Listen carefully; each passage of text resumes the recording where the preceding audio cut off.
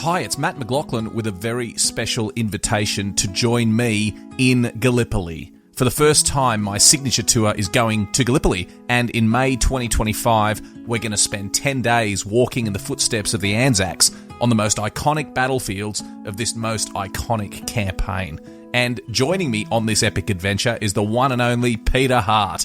You've read the books, you've listened to the podcasts, now walk the ground with Peter and me. Now, this is a one-off tour. It's the only tour I'll be personally escorting in 2025, and having Peter Hart with me just makes it all the more special. I have no idea if we will ever run this tour again, so don't miss the chance to join us in Istanbul on the 21st of May, 2025. Visit battlefields.com.au for full details, and I look forward to seeing you in Gallipoli. Explaining football to the friend who's just there for the nachos? Hard. Tailgating from home like a pro with snacks and drinks everyone will love? An easy win. And with Instacart helping deliver the snack time MVPs to your door, you're ready for the game in as fast as 30 minutes. So you never miss a play or lose your seat on the couch or have to go head-to-head for the last chicken wing. Shop Game Day Faves on Instacart and enjoy $0 delivery fees on your first 3 grocery orders. Offer valid for a limited time. Other fees and terms apply. I'm Matt McLachlan. This is Living History. A date which will live in infamy. It's one small step for man, one giant leap for mankind. Well may we say, God save the Queen, because nothing will save the Governor-General. There's a second plane just crashed into the World Trade Center. I think we have a terrorist attack. This was their finest hour. Hello everyone, welcome to this week's instalment of Living History, coming to you from a very rainy spring day in Sydney. And today there's no interviews, there's no walking around historic sites, it's just me talking to you about a very historic date, because this is a date very close to my heart. Last week was the centenary of the Battle of Montbrehain. And for anyone that knows their history really well, Montbrehain's a bit of an obscure one, but it was actually the last battle that the Australians fought on the Western Front. It took place on the 5th of October, 1918, so relatively early, a long time, 5 or 6 weeks before the end of the war. And it's not very well known, this battle, but it should be better known than it was. Only of small action, especially considering what the Australians had done up to that point. But a very important one, the last Australian operation on the Western Front during the First World War. And so really, to me, it's always been a really important battle, because the journey that began on the shores of Anzac Cove in 1915 when the AAF landed and fought at Gallipoli really ended at Montbrehain more than 3 years later.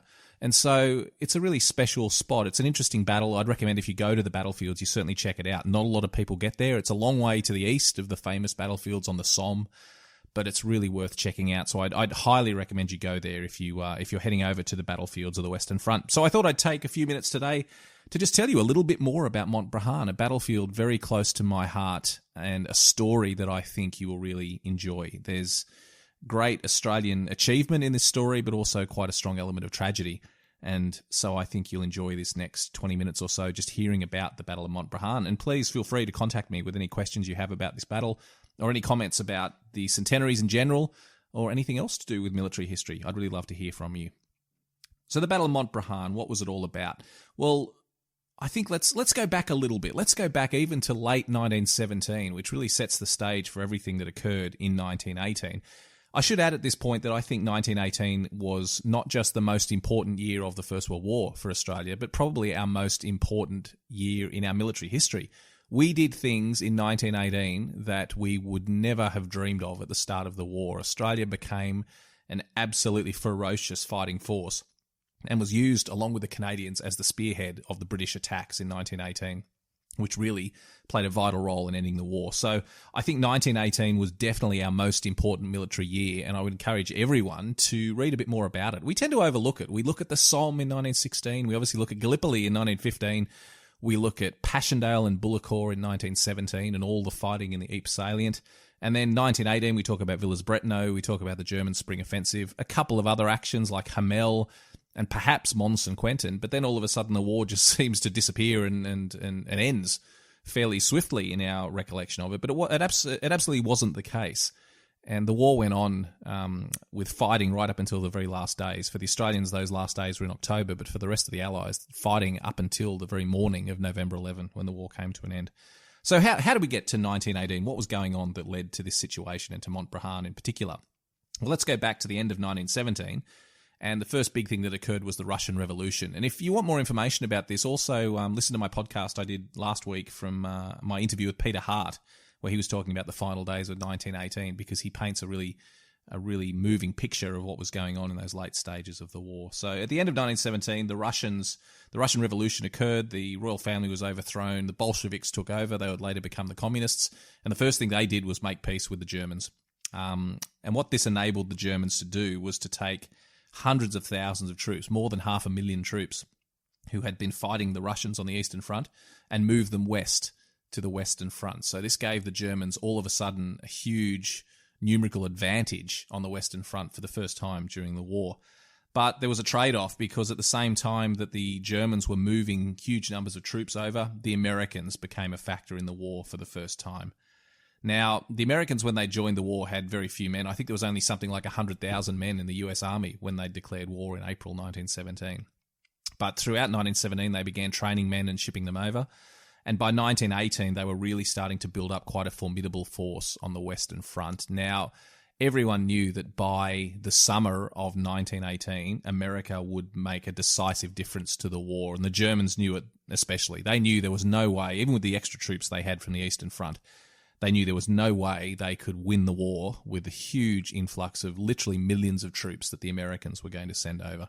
So the Germans knew if they had to do anything to win the war, they had to do it quickly and take a calculated risk, roll the dice, and do what they could to win the war. And so in the spring of 1918, they took all these new troops they'd brought in from the Eastern Front, and they launched what is now known as the German Spring Offensive. And this was a series of battles which took place in several parts along the line, mostly against the British forces and a little bit against the French as well.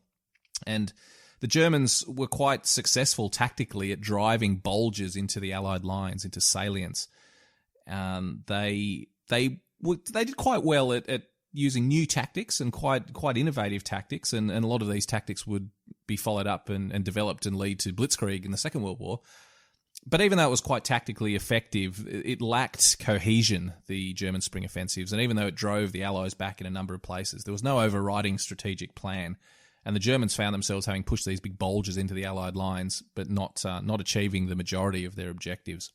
And what this meant was having these big bulges in the Allied lines meant that they were ripe for a counterattack, and that's what took place later in 1918. And the Australians were very heavily involved in this. This whole period of time collectively became known as the 100 days, the advance that ended the war, that pushed the Germans back and back and back and kept them falling back every day and unable to mount a defence, and led to the defeat of the German army in the field. Listen again to Peter Hart's discussion last week, where we talk about the defeat of the German army. Don't believe any of the stuff you've heard that the Germans were stabbed in the back, that they could have kept fighting. The German army was soundly defeated on the field of battle during the First World War, and that occurred during the 100 days. And Australia played a very prominent role during that period of time. So going back over the 100 days, because that leads very neatly to what we're talking about at Montbrehain, really the battle that set the stage was the Battle of Hamel on the 4th of July. Now, I've got to say, as Aussies, we tend to overplay the significance of Hamel. I mean, there were books published this year. One of them even said how it changed the course of history, the Battle of Hamel, and that is a little bit overblown. But Hamel was a good, small example of how the new all-arms tactics could work very well. John Monash, the general, commanding the Australian forces, the General John Monash did a very good job of bringing those elements together and demonstrating how this new cooperative way of fighting warfare could work. So Hamel was on July 4 and really set the stage for the Australian advances from that point. Then on August 8 was the really big one. This really was Monash's masterpiece, not Hamel, but the battle on August 8, which is known as the Battle of Amiens, but actually took place east of Hamel. Now, the Battle of Amiens on August 8, the Allied forces, the Australians and Canadians in particular, advanced about 12 kilometres on this day into the German line. So you think about the First World War with trenches and stalemate and static warfare. In one day, they advanced 12 kilometres on the Western Front, and that was on the 8th of August, 1918. And the Germans knew that they were a broken force at that point, and they called it the Black Day of the German Army, Der Schwarze Tag. This was the day that the Germans really felt that they had suffered a fatal blow. And when we look back now, we say this was the day that the Germans lost the war. It was the 8th of August. And these attacks continued for several days after August 8, not quite as successful as they had been on the 8th of August, and in fact some of them were quite unsuccessful in the following days, yet there was still this unrelenting pressure on the Germans, every day pushing them back, pushing them back, pushing them back. And this carried on until the Australians faced the formidable obstacle of Mont-Saint-Quentin and Péronne, the town of Péronne and the nearby Mont-Saint-Quentin, which is really only a little hill. People visit it today, and it's actually hard to pick out on the landscape. It's such a small feature. But when you're on top of that hill and you look down, you have just spectacular views in every direction. And the Germans had turned Mont-Saint-Quentin and the town of Péronne into fortifications that were going to be very difficult to overcome. And this was John Monash being, in my opinion, potentially quite reckless, throwing in understrength Australians to take these obstacles. He wanted a very Australian victory. The one thing Monash had not had up to this point, and now we're talking the end of August 1918, as well as the Australians had done, they'd always been fighting cooperatively with the British and with the Canadians and the New Zealanders, the Americans as well. John Monash wanted an Australian victory, and this he pulled off at Mont-Saint-Quentin. But gee, it was a gamble, and gee, he was lucky, because it was a really formidable obstacle. The Australians could have been soundly defeated by the German defenders, but just through incredible Australian courage and determination and never saying die, they were successful at Mont-Saint-Quentin and Péronne, and it was quite an astounding victory. So the discussion about the importance of Mont-Saint-Quentin has gone backwards and forwards in recent years. Some historians have said it's not as important as we make it out. I'm in the camp that believes it was very important. I think it was just such a great Aussie victory, and even though we don't have time for it in this podcast, certainly go back and look up the Battle of Mont-Saint-Quentin, and I think you'll agree with me that it's quite a remarkable Australian achievement. So this brings us to the end of August and early September 1918. So we're in the closing months of the war now. The war would be over, of course, in November. So we're in the closing stages of the war, and I think by this time everyone knew it as well. The Germans knew that the war could not be won at this point. The Americans were now taking a much bigger role in fighting, particularly in the French sector down south. The Germans knew they couldn't win the war. They started talking about negotiating for peace. The Allies knew the war was going to be over as well, but they also knew that they had to deal a decisive blow to the Germans. They had to absolutely smash them in order to convince them to capitulate. And so the Allies were determined to fight every day to push the Germans back as far as they could. And the Germans were determined to hold as much ground as they could for the opposite reason.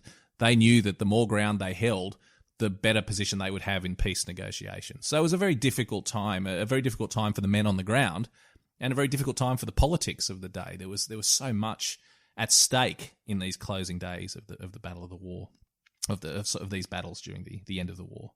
And so we're in September now, 1918, right at the closing stages of the war, and this is probably the toughest time that many of the Australians faced during the whole war. This was a time when the Australians were being sent in against occupied villages every day. They would attack a village in the morning, they would bury their dead in the local cemetery, they would eat some food, get some sleep, and the next day get up and do it all again. And this was repeated time and time and time again. We must also remember the Australians by this stage were a very weak force. Their individual members were very strong fighters, but numerically they were very, very weak. The 2 conscription referendums had been defeated in Australia. There just weren't enough reinforcements coming from Australia to replace the men who were being killed and wounded in so many of these big actions. And so the Australian force, a typical force of Australian soldiers, a battalion, the typical unit that we remember the Australians in, at full strength was about 1,000 men.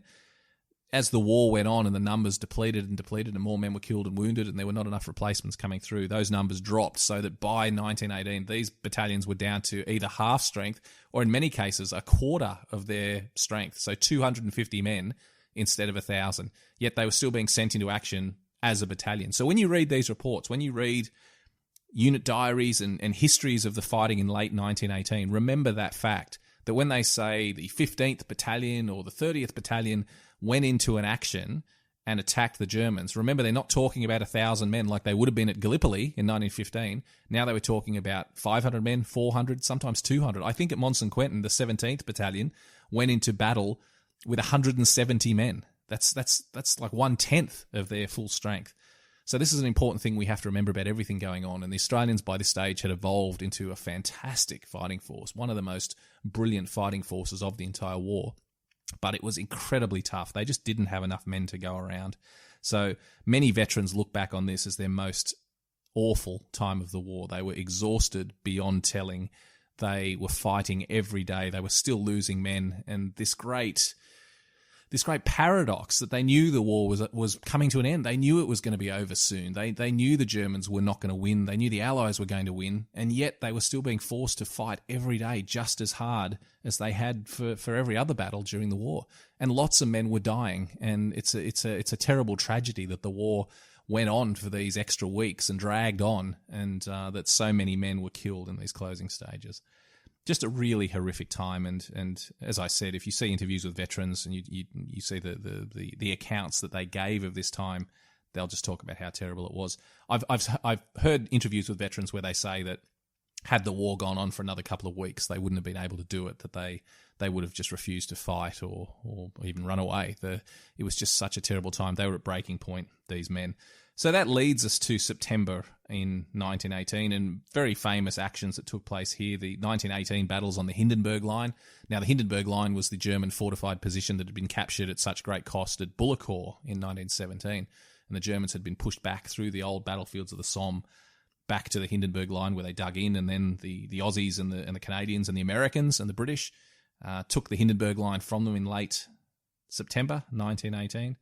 And this was a really important time, as I said, for Americans fighting alongside Australians. And we have a great relationship with America as countries, but also as military partners. And it really began in these battles in September 1918. And when you visit the battlefields of the Somme and of the Western Front, you walk through this area, you'll see lots of, they're not buried in the same cemeteries, unfortunately, but you'll see lots of British and Australian graves on dates that correspond to American burials in the American cemeteries, because the forces were fighting alongside. And we shouldn't overlook the contribution of the Americans. It is something that does get overlooked, but the Americans did play a very important role in these closing stages of the war, and we certainly shouldn't overlook that. So that's September, the battles of the Hindenburg Line, and again, the Australian forces pushing very, very hard, capturing lots of villages and dying in staggering numbers at this time. Some of the highest casualties of the war occurred in these closing stages. Just a tragic time, thinking about the families back in Australia, getting the telegram advising their son had been killed in the closing days of the war in many cases. So this leads us to Montbrehain. We're now in early October. The Australians captured several small villages in the opening days of October, and the Australians were so exhausted that the Prime Minister, Billy Hughes, had been talking to General Monash and the other commanders of the Australian force, and he knew that the Aussies had reached the end of their tether. Billy Hughes, and in fact all the generals, knew that the Aussies couldn't go on for much longer. Monash was driving them very hard. This was a very controversial time. I mean, we talk about Monash as the wonderful Australian general, and he certainly did care for his men, but if you look back at this time, Monash was pushing them harder than anyone else. And he does, I think, justifiably cop a little bit of flack at this time, Monash, for pushing his men harder than he had to. The war was coming to an end, yet he was still fighting as aggressively as he had on any day.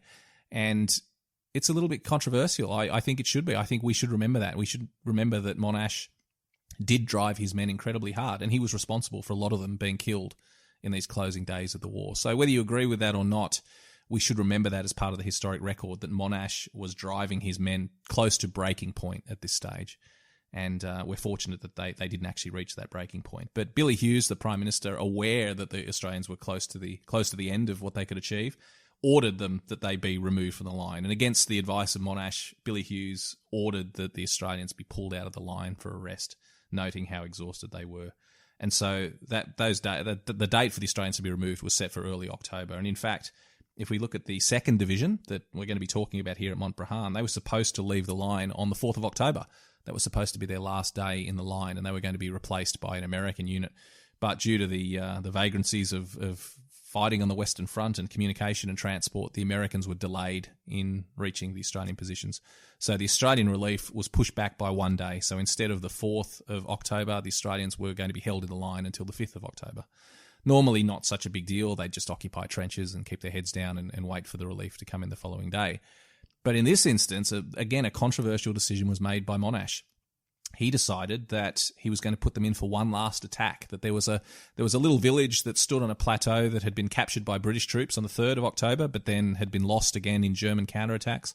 And it created a little bit of a bulge in the front line. It was positioned on a high plateau and it had quite good views across the landscape. And Monash decided it would be one last action for the Australians to just pinch out this little German bulge in the line and capture this little village of Montbrehain. It didn't really mean much. He wasn't going to put many troops in the grand scheme of things. It wasn't going to mean very much. But I tell you what, it meant an awful lot to the men who were tasked with attacking this village. Who were these men? Well, it was the 2nd Division, as I said. And the battalions that they picked for this were the 21st and the 24th Battalions. And these two battalions, even though they had fought since Gallipoli, they were considered relatively fresh because they hadn't been involved in recent fighting over the week or two prior to this. Now, when I say they were relatively fresh, that is a very relative term. Because when they brought the two battalions together in expectation of the attack, they had less than 500 men between them. The combined force added up to less than 500 men. So this is about a quarter strength. The two battalions, when they landed at Gallipoli, had 2,000 men between them. By the end of 1918, they could barely rustle together 500. So this was going to be quite a challenge for them to go into the line against this fortified German village. To bolster them somewhat, knowing that they were so under strength, they did, again, something that was quite remarkable and demonstrating how desperate the fighting was at this time. They actually brought in the 2nd Pioneer Battalion to serve alongside them. Now, the Pioneers exist to dig trenches, to build roads, to dig mortar pits. They operate as fighting troops in the front line, but very much in support of the combat infantry. The Pioneers are builders and constructors. They don't normally grab rifles and go into the assault. They'd been trained to do this. They had been trained in infantry tactics, but they were very rarely used as infantry during the war. And it just shows the desperation. Again, this was one of the few times when a pioneer force was put in beside the infantry and given objectives to attack alongside the infantry. So the poor old 2nd Pioneers found themselves brought up from the rear area, given rifles and put into the front line as well. So this was the force. The 21st, the 24th Battalions and the 2nd Pioneer Battalion were all lined up to go in against the Germans. So When it comes to weight loss, no two people are the same. That's why Noom builds personalized plans based on your unique psychology and biology. Take Brittany. After years of unsustainable diets, Noom helped her lose 20 pounds and keep it off. I was definitely in a yo-yo cycle for years of just losing weight, gaining weight, and it was exhausting. And Stephanie. She's a former D1 athlete who knew she couldn't outtrain her diet, and she lost 38 pounds. My relationship to food before Noom was never consistent. And Evan, he can't stand salads, but he still lost 50 pounds with Noom. I never really was a salad guy. That's just not who I am. Even through the pickiness, Noom taught me that building better habits builds a healthier lifestyle. I'm not doing this to get to a number. I'm doing this to feel better. Get your personalized plan today at Noom.com. Real Noom users compensated to provide their story. In 4 weeks, the typical Noom user can expect to lose 1 to 2 pounds per week. Individual results may vary. Ryan Reynolds here for, I guess, my 100th Mint commercial. No. I mean, honestly, when I started this, I thought I only have to do like 4 of these. I mean, it's unlimited premium wireless for $15 a month. How are there still people paying 2 or 3 times that much? I'm sorry, I shouldn't be victim blaming here. Give it a try at mintmobile.com/switch. Whenever you're ready. $45 upfront payment equivalent to $15 per month. New customers on first 3-month plan only. Taxes and fees extra. Speed slower above 40 gigabytes. See details. what was the attack like at Montbrehain? Montbrehain sits on a high plateau. So the Aussies had to attack from the village of Ramacore up a not a steep slope, but a slope which gave the German defenders good observation. There was a couple of very prominent German strong points in the town that the Allies were aware of. As I said, the British had been in there only 2 days before, so they knew exactly what the Australians were facing. And so in the early morning of the 5th of October, the Australians snuck their way up to a railway embankment which faced the town, and then scrambled over the embankment and pushed on into the village. They came under fire just about as soon as they left the safety of the railway embankment. And men from the 24th Battalion who'd been featured as they were called the Quirou Battalion by Charles Bean in his official history. Very interesting, a battalion that he caught up with in the village of Quirou earlier in 1918 and wrote a lot about these men, and he referred to them quite affectionately as the Quirou Battalion. Because he'd spent so much time with them in the rear area. and they became almost to Charles Bean the typical Anzac battalion in 1918. So they earlier in the war, early in 1918, they'd received a lot of coverage by Charles Bean and in the press, and they attacked here, and several of them were killed, including their commanding officer, which was very, very, very sad for that battalion as they advanced. And they were killed quite early in the battle as well as the 24th advanced. This attack went in with a small number of tanks. It wasn't like the 8th of August or even Hamel, where there was a big group of orchestrated tank formations attacking alongside the Aussies, but there were a number of tanks there to help clear strong points. This was a good thing and a bad thing. It was good because if you encountered a German strong point, you could call on a tank to come in and take care of it. But the bad thing was that these tanks drew a lot of fire from the Germans. The Germans had a lot of field guns in the front line to deal with tanks, and these field guns were basically small artillery pieces designed to support infantry. But the Germans realised that by firing virtually straight at the tanks, they were fairly effective tank weapons. So a lot of Australian casualties occurred because of the explosions from field guns that were aimed at the tanks that were advancing alongside the Australians. So a bit of a double-edged sword, the tanks in terms of support at Montbrehain. The ground wasn't particularly well suited to tank operations, and the tanks gave them some support, but most of the hard work was done by infantrymen with rifle and bayonet. So the Australians pushed on through the town. As they came up through the town, I mentioned before a couple of very prominent German strong points. There'd been a lot of chalk quarrying done in this area and prior to the war, and there were very large chalk quarries in various places on the outskirts of the town, particularly south of the town, the direction the Australians were attacking from. And as they advanced through here, the Germans had turned those chalk quarries into strong points. And one of them, on the outskirts of the town, was holding up the Australian attack, and it was looking like the Australians were going to get bogged down. And so a lieutenant from Victoria called George Ingram decided to take the Germans on himself, and he basically charged in amongst the Germans in the quarry and killed without discretion and attacked the Germans quite viciously. And his men caught up to him and found him in the quarry with about 30 German prisoners, lots of bodies around, and about 9 machine guns that he had almost single-handedly captured. So the Germans mopped up the Australians mopped up that quarry, took German prisoners, cleared the bodies out, and moved on into the town. George Ingram ran off again ahead of his men. His men heard a commotion, and they saw him bust into a house that had been knocked down by shellfire, and they rushed in behind him and found him holding another 30 Germans prisoner at pistol point in the cellar of the house, and he'd killed several of them and taken the rest prisoner. So George Ingram was responsible, particularly in the western half of the town. He was almost a one-man offensive. He cleared most of the town on his own, and took objectives that had been assigned pretty much for his whole battalion. And George Ingram received the Victoria Cross for that action. It was the last Australian Victoria Cross of the First World War, received by George Ingram at Montbrehain.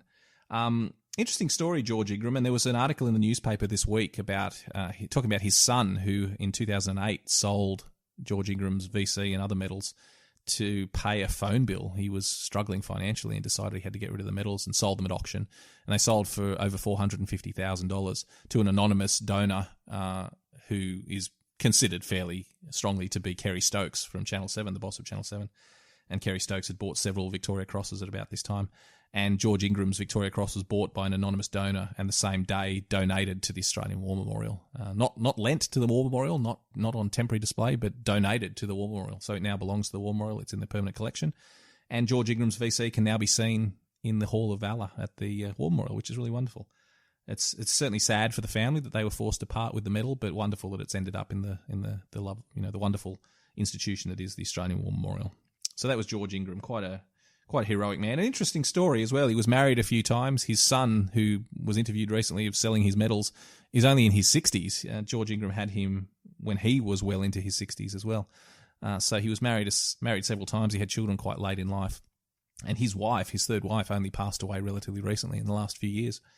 So we lost, when she passed away a few years ago, we lost a remarkable connection, which was the widow of a First World War Victoria Cross winner. So strange times that we're now moving into this era when we don't have these personal connections with these people. But that, not getting too nostalgic about it, but I feel very sad personally that we've moved on now, that there's no people left that we can talk to about these great actions. And when George Ingram's wife died a few years ago, that was really the final connection with the First World War Victoria Cross winners, gone forever.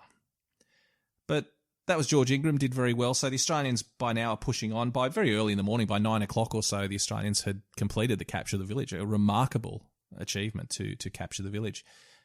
Really extraordinary. You would not expect that such a small force, 500 odd men, would do so well in capturing the village. They took about 400 German prisoners, inflicted lots of casualties, lots of machine guns. They captured some field guns that had been shooting at tanks. Quite a remarkable achievement of the Australians. Once again, just amazing how effective they were, pulling off impossible tasks, left, right and centre. By this stage, the Aussies really were a very impressive fighting force, and we should be very proud of what they'd done. A couple of other people, I mentioned George Ingram, a couple of other people that should be mentioned, captains Harry Fletcher and Austin Mahoney. What a wonderful story, these two men. Both mates from Victoria, both enlisted as privates in 1915 and served at Gallipoli together. Served in the 24th Battalion at Gallipoli together. During the course of the war, they both were promoted through the ranks until eventually they became company commanders. By 1918, they were leading companies. They were both captains. They both won the Military Cross. Just great achievers, wonderful Australian story. And good mates they were, both commanding separate companies at Montbrehain, having served since Gallipoli. Very early in the attack, I mentioned that the Australians were advancing alongside tanks, and as Harry Fletcher, the captain and commander of one of the companies, was directing the tank and telling it which direction to go towards a German strong point, a shell from a German field gun landed next to the tank and killed several men, including Harry Fletcher, which was a great tragedy. And Harry Fletcher is today buried in the village of Montbrehain, not far from where he directed that attack. And then later in the morning, his mate Austin Mahoney was helping the men to dig in, consolidating the position. They'd captured the village. He was telling them where to set up machine guns and just consolidating the Australian positions. And a distant machine gun, very far away, just fired a random burst at the Australians. And he was hit in the head. And just a unlucky shot just caught him. He was hit in the head. He was wounded very badly. His men carried him back to a dressing station, but he unfortunately could not be saved, and he died the following day. And so Austin Mahoney and Harry Fletcher, the two mates from Victoria who had fought together since Gallipoli as privates, both killed on the last day of fighting on the Western Front. Just a tragic story. And I've told this story many times, and I tell it whenever I'm on the battlefields, and I'd love to be able to stand in that cemetery with the two graves side by side, but unfortunately they're not buried together, even though they enlisted together and trained together and fought together and died not very far away from each other. Unfortunately, they're not buried together. Austin Mahoney is buried in Tincourt Cemetery behind the lines on the Somme, a little bit further back and next to the hospital where he died. But look up their story, Harry Fletcher and Austin Mahoney. There's a great photograph of the two of them together, which was taken just before they were killed. So just a really wonderful story, and a tragic, tragic story. Killed on the last day of fighting. Just can't believe it. I couldn't believe it when I read that for the first time, and when I was doing research for my book, Walking with the Anzacs, I was doing a section at the back is the In Memoriam section, which was In Memoriam sections in the newspaper began during the First World War because people wanted to remember on the anniversaries of losing their family members and their mates during the war. They wanted to post memories, and there's a heartbreaking one from 1919 in one of the Victorian papers, just one of their fellow officers just talking about Harry and Austin, both killed on the last day of fighting of the RAF in France. Just a tragic story, a small story which represents the larger tragedy of what was going on in 1918. So that was really the Battle of Montbrehain. There's not a lot to say about it from a tactical point of view. There was nothing particularly innovative about anything that went on. It was just Aussies just fighting hard as they'd done for weeks and months and years previously, just demonstrating what a great fighting force they were. And there was nothing strategically important about what was going on. That little village was never going to make a big difference to the outcome of the war. It would have been swept up in the advances that followed, the British advances and the American and Canadian advances that took over from the Aussies. They captured all of that ground and much beyond, so that village would have been swept up in those big advances. So it begs the question, the controversy that still hovers over Montbrehain. You can't get away from it, the controversy. Should the Aussies have even been there? The Aussies were not supposed to be there. They were dug in front of the village on the 4th of October. They were supposed to be relieved by the Americans that day, and through no fault of the Americans, they were not there in time, just that the American Relief Division couldn't get there in time to relieve the Australians, so they pushed it back by a day. But Monash has to face some blame here. The Aussies lost 400 men in the capture of Montbrehain, and several of those, a surprisingly high number, were Gallipoli veterans. Several dozen of the men killed at Montbrehain had served at Gallipoli. And so you have to ask the question, should the Australians have even been there? It didn't really achieve much. Even Charles Bean, in the official history, basically said that he questions whether the attack needed to take place. And Charles Bean even says in the official history that it seems that the attack took place just to keep the troops occupied, just to give them something to do on their final day in the line. And I do agree with that. It does seem that the attack was not particularly important, but it was simply a case of Monash saying, well, we've got some Aussies here in the line, there's a village to be captured, so let's capture it. So rightly or wrongly, it was a great Australian victory, but I every time I'm there and every time I think about it, I can't help but think about men like Harry Fletcher and Austin Mahoney and their 400 comrades who didn't make it home, many of whom had served since Gallipoli. So again, just something to think about. And when I walk the ground at Montbrehain, I've been visiting Montbrehain for 20 years now, and when I walk the ground, I can't help but think of those people, that so many men died in this last day of fighting. And it's really quite a remarkable place. It seems a long way away from anywhere. It takes a long time to get there. It's not close to Pozières or Villers-Bretonneux or any of the other famous Australian battlefields that most people visit. It's just this isolated, small little village, a long way from anywhere, where a lot of Australians died on this last day of fighting. So it's a controversial battle. We should be proud of what the Australians achieved, but we should also ask questions about what the point of it and whether they were even supposed to be there. Brings me neatly to finish up talking about Montbrehain today, because I would encourage everyone, if you go to the Western Front, don't just go to Villers-Bretonneux, don't just go to Pozières, don't just go to Ypres and Bullecourt and Passchendaele. I mean, definitely go to those places. Go to Fromelles and go to all these places. You really should. They're wonderful Australian sites. But spend some time, if you can find the time. Go east. Go east into this eastern area of the battlefields. It's about an hour or so away from probably where you're going to stay, so it's a little bit of a drive, but you can do it in half a day. Go and explore it. Take your hire car and just go and drive around. And there's not a lot to see from the war. You go to villages like Montbrehain and you'll see, or Bellecourt or Bellenglise or all these other villages in the area where Australians fought. You won't see trenches and you won't see German pillboxes. What you will see is cemeteries. The towns were not particularly badly damaged during the fighting because the fighting just swept through very quickly. And so the Australians, as I said, would come through, attack, push the Germans out, and then bury their mates in the local cemetery. And so that's what you will find there. You'll find cemeteries, small, isolated, often quite beautiful cemeteries containing a very high proportion of Australian casualties. And when you see these late dates, when you see late September 1918, you see early October, then you see up to the 5th of October, or even sometimes later if these men died of wounds, you just can't help but think about it. Fighting since Gallipoli, fighting for more than 3 years, and now in this tiny little corner of France, just such a long way from home, and just really quite a tragic end. We should remember them, and we should be very proud of what they achieved, but we should also remember the tragedy of what went on there, that they, each man lying in a cemetery represents a grieving family back in Australia, and how tragic to lose your son or brother or husband in the closing days of the war, to be still freshly grieving the wounds of having heard about the death of your son, still so fresh, and then a few days later hearing that the war was over, and that if he just hung in for another week or two, he could have come home to you. Tragic stuff. You can't help but think about it. I'm getting a little bit emotional talking about it, but you can't help but think of these things when you walk this ground. And people don't walk this ground. If you go to Montbrehain, you will not see another Australian. The French people there will be very grateful to see you and a little bit confused as to why you've come all the way out there, but definitely do it. If you get over there, walk the ground in this area. The department is called the Aisne, A-I-S-N-E, the Aisne. It's east of the Somme, and I strongly recommend you get out there and walk the ground, because it's really quite special. And in Montbrehain, there's a surprising amount to see, considering that the fighting literally only lasted a few hours in Montbrehain. It's amazing what you can see there, and I was really proud when I went there to do my first, long before I did Walking with the Anzacs, my first real trip there. I was walking the ground and had read a couple of reports that there was nothing left to see from the war, and I remember coming around, walking down this farm track, coming around a corner, and there was a little farmhouse in the corner of the road, and there in front of it in the field was this huge irregular depression, and I instantly knew what it was as soon as I saw it. I went, that's the quarry where George Ingram won the Victoria Cross. And I went up and inspected it more closely, and absolutely it was. It was the quarry. It's still there.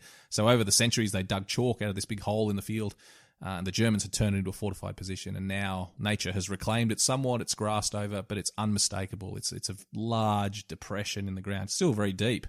You could fall into it and hurt yourself. It's still a large depression in the ground, and this was the quarry where George Ingram won the Victoria Cross. And I was quite astounded to find that, and very proud that I found it. When I put that in Walking with the Anzacs, that was one of my proudest achievements in that book, I believe that anytime you write a book, it should add something new to the collective knowledge, and that was one of my proud achievements, to be able to put in there that the quarry where George Ingram won that Victoria Cross is still there, and it's quite a remarkable moment when that occurred. And I always feel a very strong connection to the men of the AAF when I visit that site and stand next to that quarry. There's several other quarries in the outskirts of the town as well that were also fought over, and that you can read about in the official history and the tough fighting that occurred there. They still remain. And I mentioned that the Aussies attacked from behind the railway embankment that ran around the town, and that railway embankment is still there. The railway itself is long gone, but the embankment is still there, and it's now a track that people use for walking and riding their bike and riding their horses. And you can walk along the railway embankment in the footsteps of the Aussies. And the railway embankments were key features of this attack on Montbrehain, because really in these open fields, this was the only protection the troops had, particularly in the early stages of the advance. So the railway embankment is still there.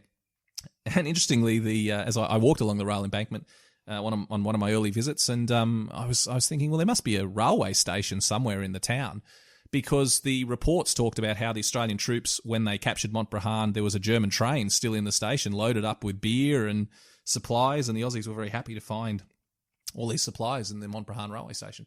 I've seen photos of it. I've seen black and white photos of the railway station, and as I walked through the town, I thought, well, it must still be here somewhere. Even though trains no longer run to Montbrehain, the town was not destroyed during the war. It received a few shell hits, but it wasn't very badly knocked around. So I thought there must be a railway station here somewhere. And as I walked along that railway embankment, I walked past a house, and looking back at the house, I noticed that there was a very sloped roof, which looked a lot like a train platform, and even a little signal box out in the garden. And that, I realised straight away, that was the old train station. The trains have not run for decades in Montbrehain, so they've converted it into a house, the old railway station. And it's at the first house in the street that becomes the railway embankment. So that's the old railway station that the Australians captured and were happy to fill themselves up with beer. And then across the road as well was an old, what's today is a pharmacy, but with the words hotel written above the door. So that was the typical back in the 19th century to have a train station with a hotel immediately across the road. And so those two buildings are still there in Montbrehain, representing a very good connection with the Australians who were there and had captured the town. So there is quite a bit to see, and I'd mentioned the cemeteries. There's two very special cemeteries to see. There's actually three within the grounds of the surrounds of Montbrehain. There is Calvert Cemetery within the town, which is really quite a lovely spot. A lot of Australians buried there, most of them killed in the attack on Montbrehain. That's where Harry Fletcher, the captain I mentioned earlier, is buried. He's buried in Calvert Cemetery. And quite a few decorated Australians. And when you think about it, it makes sense that the Aussies that were killed at this time had been fighting for a long time. So they'd had lots of opportunities to receive gallantry awards. So there's a lot of military medals there. There's several DCMs. There's 2 or 3 Australians who won the DCM, the Distinguished Conduct Medal, which is only one level below the Victoria Cross. And some really interesting stories. You can read more about it in Walking with the Anzacs. I talk about the specific burials in each of those cemeteries. But the cemetery that I think is the most special to visit is called High Tree Cemetery, and it's on the eastern outskirts of Montbrehain. And I always go to High Tree Cemetery because, I mean, this is something I came up with, and you might think it makes sense, or you might think it's a little bit odd.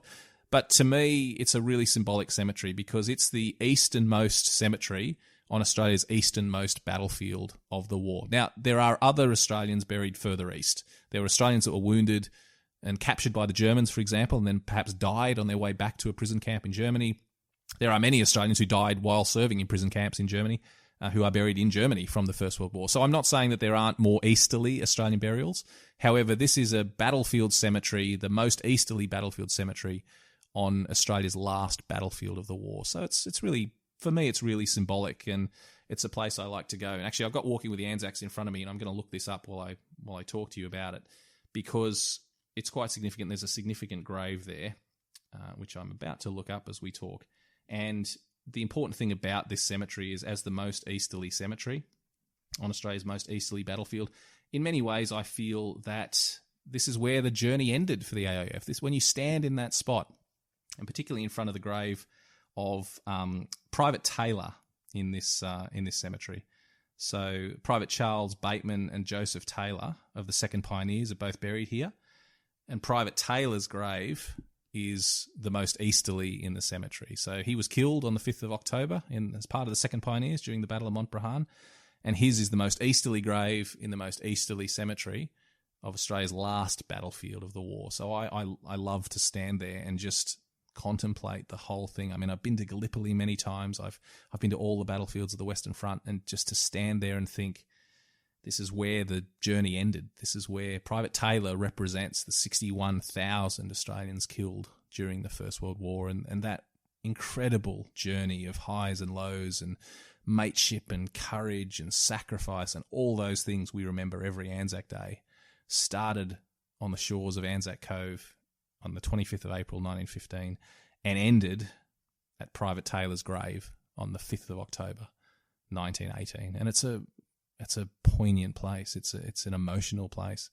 Go there, go to High Tree Cemetery, stand in front of Private Taylor's grave and just think about what it means. I guarantee you'll shed a tear, and it's a memory that will stay with you for a very long time, as it has done for me since the first time I visited it. So that's the story of Montbrehain, a small battle, but important that we remember it this week on the 100th anniversary. This really brings to an end the centenaries. We've still got Remembrance Day coming up, obviously in November, the centenary of the end of the war, which is an important symbolic date, but not a particularly relevant date for Australians. They were not fighting on the 11th of November, but it's obviously going to be wonderful to remember the end of the war. But I think this has been the important week when Australia's fighting came to an end on the Western Front, at least, at this little village of Montbrehain. It's a wonderful story. It's filled with wonderful characters, a great deal of tragedy and controversy, and I really implore you that if you go to the battlefields, take the time, go where other people don't go. Go east, go into the AIM department, visit these battlefields, and visit the battlefield of Montbrehain. It's a wonderful place, and I guarantee you will not regret it. Thank you for joining me for this discussion about the Battle of Montbrehain. I'll be back in future weeks with more great history, but for now, thanks very much for listening.